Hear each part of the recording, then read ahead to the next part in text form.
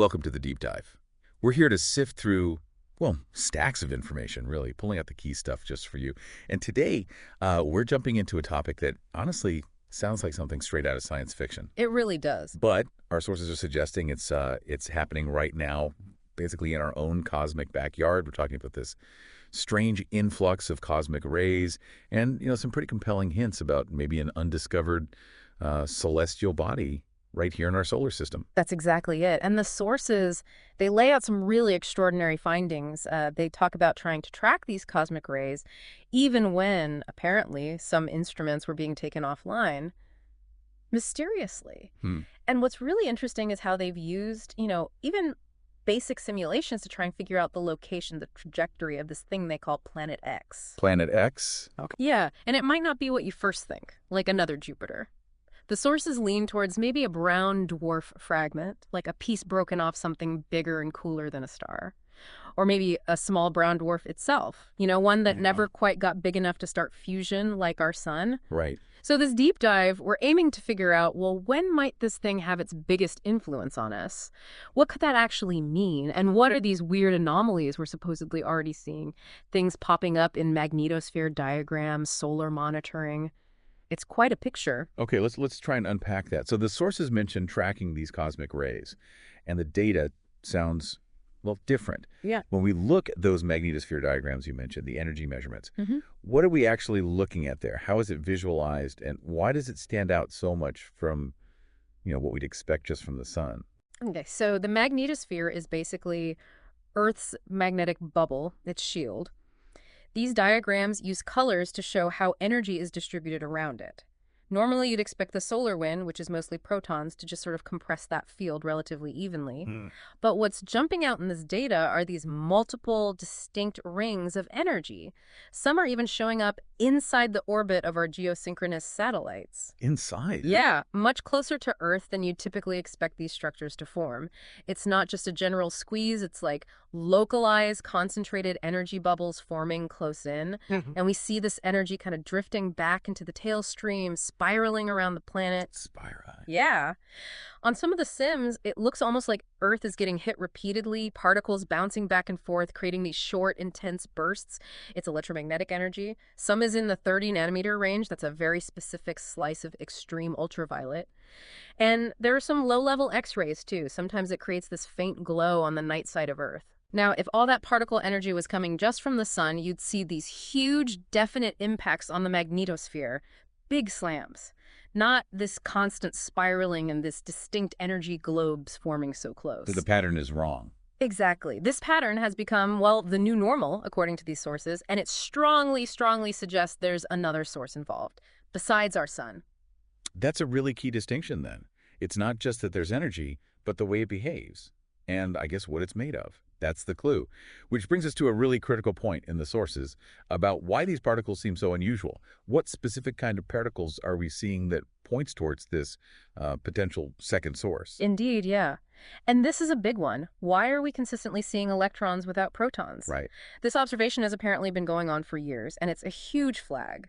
The sources explain it by suggesting this brown dwarf, if that's what it is, has flooded our system with a very specific kind of helium cosmic ray. Specifically, it's helium-3 isotope. And this helium-3 has interacted with and essentially gobbled up the protons. Gobbled up, like neutralized them. Pretty much. When that particular interaction happens, you end up with an excess of electrons. And we've apparently been counting these excess electrons for years now. It's not just some minor data quirk. It suggests the conditions around this supposed brown dwarf are so intense they're driving a specific type of nuclear interaction. It really does sound like a smoking gun for something non-solar.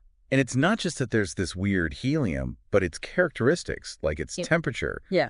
That provides another fingerprint too, doesn't it? Exactly right. If you connect that piece, the temperatures measured for this helium are consistently cooler than anything coming off the sun. Cooler. Okay. The sun's helium is just naturally much, much hotter. But maybe even more telling is the density line you see on these charts, often shown in orange. Normally, density goes down when particle speed goes up. It's an inverse relationship.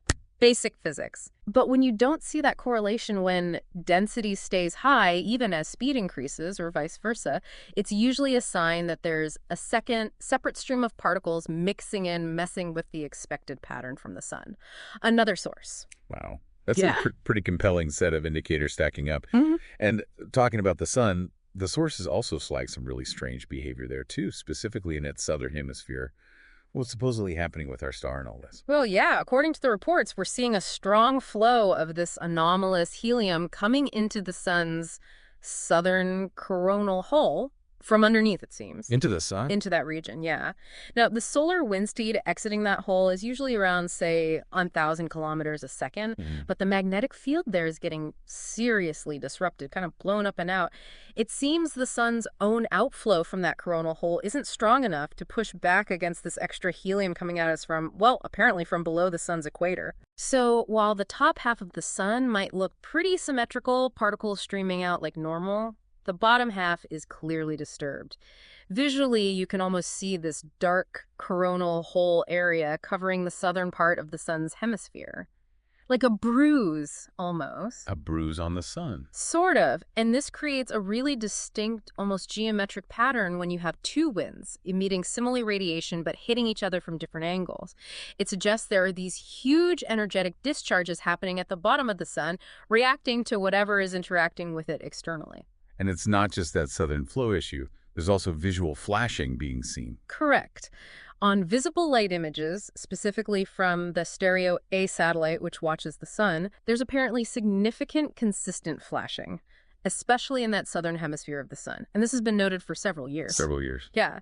And what's maybe even more intriguing or suspicious, depending on how you look at it, is that the occulting disk on Stereo A, that's the little black circle they use to block the sun's direct glare so they can see the corona. Right. That disk has apparently been altered, enlarged.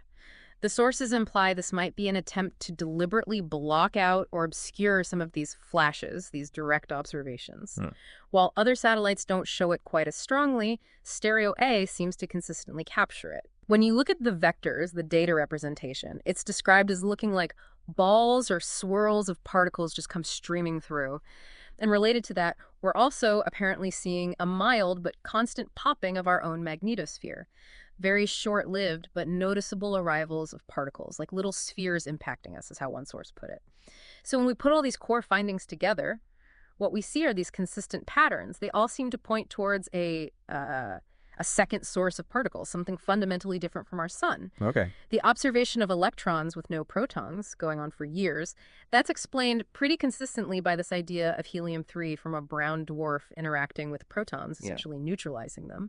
We also have the point that this brown dwarf's helium is, well, significantly cooler than the sun's helium. Like the temperature difference. And that density line on the charts not matching up with particle speed, that's another strong indicator of a non-solar source mixing in. It all leads towards this conclusion that Earth might be moving out of what the sources call a focusing cone pocket and maybe entering its edge. A focusing cone? Like a beam. Sort of. Imagine Earth has been moving through the most intense part of this stream of particles, like the center of a spotlight beam. The sources suggest we might be shifting from that most concentrated pocket into the wider but still powerful edge of that beam.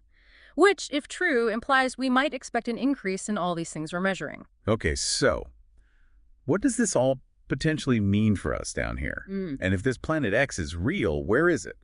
What can we expect if it's getting closer? Our sources seem to give some pretty strong clues about location and path. There's evidence suggesting it might be currently somewhere between Saturn and Jupiter. Between Saturn and Jupiter? Yeah.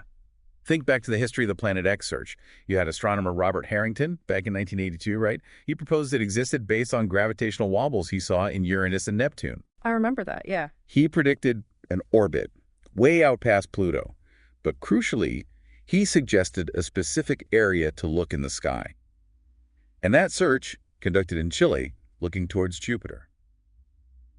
What did they find? They found, wasn't it a bunch of new moons around Jupiter? 12 new moons. That alone should really make you think about where this object might actually be located, shouldn't it? That's a very interesting point. So if this thing is roughly following Harrington's model, it should be heading towards perihelion, its closest point to the sun. But The sources suggest it might actually be rising faster than his original model predicted. Faster. Why? Possibly because of the gravitational pull of Saturn and Jupiter. It could be that as this object passes underneath the main plane of the solar system, the ecliptic, those two giants are pulling it north faster than expected. Oh, okay. And at the same time, it might be influencing their positions too, their declinations, how high or low they appear in the sky. If you watch Saturn and Jupiter really closely, maybe there's subtle shifts or another clue. So it's a two-way interaction potentially? Could be. Now, all this buildup of particles around Earth that the sources describe, Mm-hmm. it's probably not something to just ignore. Right. If Earth really is getting bathed in this increasingly dense particle environment, well, it brings up practical thoughts. That's why the sources actually suggest some proactive things, Like what? like maybe boosting insulation in your home, even in your car, to possibly lessen any electromagnetic interference effects. And also supporting your body's own resilience, staying hydrated, maybe using chlorophyll in water to help cope with subtle but ongoing effects from this different atmospheric composition we might be moving into. Interesting. Practical steps. Yeah. So until our next deep dive, it's worth remembering. Trying to understand what might be unfolding helps us prepare. It's not about fear, it's about awareness.